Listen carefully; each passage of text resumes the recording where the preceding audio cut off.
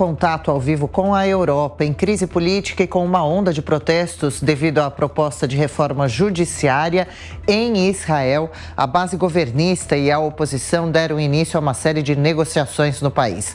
Os encontros são organizados pelo presidente Isaac Herzog. Luca Bassani chegando ao Jornal da Manhã. Bem-vindo, Luca. Quais as atualizações sobre essa crise agora em Israel? A reforma foi colocada em pausa, mas isso aliviou um pouco as tensões nas ruas, Luca? Foi isso mesmo, Adriana. Boa quarta-feira a você, ao Thiago, a todos que nos acompanham. Muitos se esquecem que Israel também tem o presidente do seu país, que é o chefe de Estado, e Isaac Herzog tem sido uma figura que tem atuado como mediador neste momento de crise institucional. Nós vemos que a proposta do governo do primeiro-ministro Benjamin Netanyahu, juntamente com os ultra-ortodoxos e também alguns considerados de extrema-direita dentro da sociedade de Israel, de mudar como são apontados os juízes da Suprema Corte.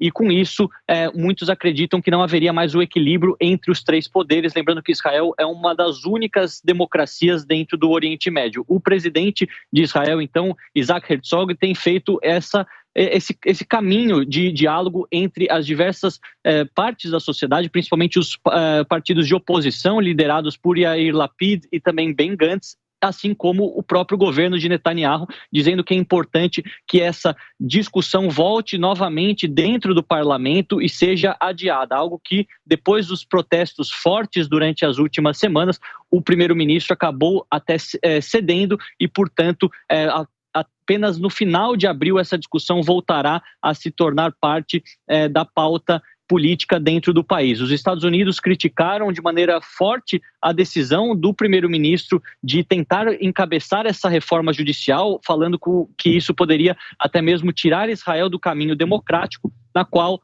o primeiro-ministro Netanyahu respondeu falando que o país é independente, soberano e até mesmo quando tem opiniões vindas de bons amigos, como é o caso dos americanos, os israelenses deveriam ter a própria autonomia para decidir o seu próprio futuro. Aquilo que nós sabemos é que as manifestações foram até mesmo violentas durante as últimas semanas, confrontos com a polícia, muitos pedindo para que houvesse um voto de desconfiança contra o governo de Netanyahu, até mesmo novas eleições. Nós sabemos que Israel passou por uma crise política profunda durante os últimos 5 anos, tendo cerca de 6 eleições, e nesse momento a sociedade segue bastante dividida em alguns aspectos, mas nesse aspecto da reforma judicial a pressão é grande para que o governo volte atrás e tudo indica que após essas mediações, muito provavelmente o governo de Netanyahu seja pressionado a ficar um pouco no background, um pouco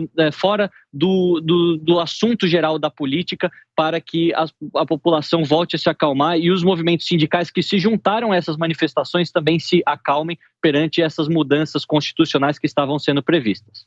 Em 30 segundinhos, Luca, Benjamin Netanyahu, que sempre foi a figura política mais destacada de Israel nesses últimos anos, tem tido o apoio da maioria da população? Não tem tido nesse aspecto, inclusive novas pesquisas mostram que se houvesse uma nova eleição durante as próximas semanas, o partido dele, Likud, juntamente com as outras facções que compõem a sua coalizão, perderiam a maioria dentro do Knesset, dentro do parlamento de Israel. Lembrando que Netanyahu também segue com acusações sobre corrupção no seu último mandato, o que poderia também motivar essa reforma judiciária e livrar não só ele, mas seus aliados políticos de futuras investigações. Com relação à reforma judicial em Israel, a gente segue acompanhando. Luca Bassani, daqui a pouco de volta ao Jornal da Manhã.